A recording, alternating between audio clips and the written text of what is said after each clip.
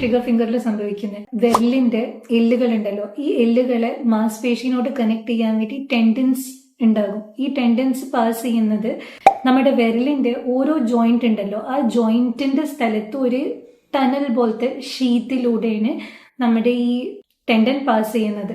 ആ ഷീറ്റിന്റെ ഉള്ളിൽ ഇങ്ങനെ മേലും താഴെ മൂവ് ചെയ്യുന്ന സമയത്താണ് നമുക്ക് ഈ വിരലുകൾ മടക്കാനും നിവർത്താനും പറ്റുന്നത്. ഓക്കെ. പക്ഷെ ചില സാഹചര്യങ്ങളിൽ ഈ ടെൻഡന്റെ മേലുള്ള കവറിങ് ഉണ്ടല്ലോ, അല്ലെങ്കിൽ ഈ ടെൻഡനിൽ വല്ല നീർക്കെട്ട് സംഭവിച്ചു കഴിഞ്ഞാൽ, ആ നീർക്കെട്ട് കാരണം തുടിപ്പ് വന്നു കഴിഞ്ഞാൽ ഒക്കെ എന്താകും, ആ ഷീറ്റിലൂടെ അതിനങ്ങനെ പാസ് ചെയ്യാൻ പറ്റൂല. അപ്പൊ അക്കാരണം കൊണ്ട് അത് നമ്മൾ ആ ടെൻഡൻ ആ ഒരു ഷീറ്റിന്റെ ഉള്ളിൽ കുടുങ്ങിയ അവസ്ഥയിലാകും. ഓക്കെ. അക്കാരണം കൊണ്ടാണ് ചില വിരലുകൾ ഇങ്ങനെ തുറക്കാൻ പറ്റാതെ വരുന്നത്. എന്നാൽ നമ്മൾ എഫേർട്ട് എടുത്തിട്ട് അതിങ്ങനെ തുറക്കാൻ നോക്കിക്കഴിഞ്ഞാൽ ഒരു പൊട്ടുന്ന ശബ്ദം വരും. കാരണം എന്താണ്, ആ നൊഡ്യൂൾ, ആ വന്നിട്ടുള്ള തുടിപ്പ് അതിൻ്റെ ഉള്ളിൽ കൂടെ പുറത്തോട്ട് വരുമ്പോൾ ടക് എന്നൊരു ശബ്ദം കൊണ്ടാണ് അത് തുറക്കുന്നത്. ഓക്കെ.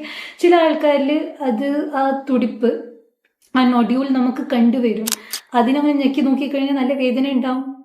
ചില ആൾക്കാരിൽ ആ തുടിപ്പ് കണ്ടുവരൂല, പുറത്തുനിന്ന് അറിയൂല. പക്ഷെ എന്നാലും ഏത് വിരലാണ് തുറക്കാൻ പറ്റാത്ത, കൂടുതലും ചില ആൾക്കാർക്ക് റിംഗ് ഫിംഗർ ആയിട്ടാണ് വരിക, ചിലർക്ക് മിഡിൽ ഫിംഗറിലാണ് അങ്ങനെ കുടുങ്ങിയ അവസ്ഥ വരാട്ടോ.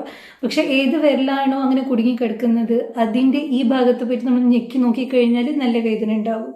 അത് ആ തുടിപ്പുള്ള കാരണമാണ്. ഡൗട്ടുകൾക്കായിട്ട് കമൻറ്റ് ചെയ്യുക. കൺസൾട്ടേഷനായിട്ട് സ്ക്രീനിൽ കാണുന്ന നമ്പറിലോട്ട് എന്നോട് കോൺടാക്ട് ചെയ്യുക.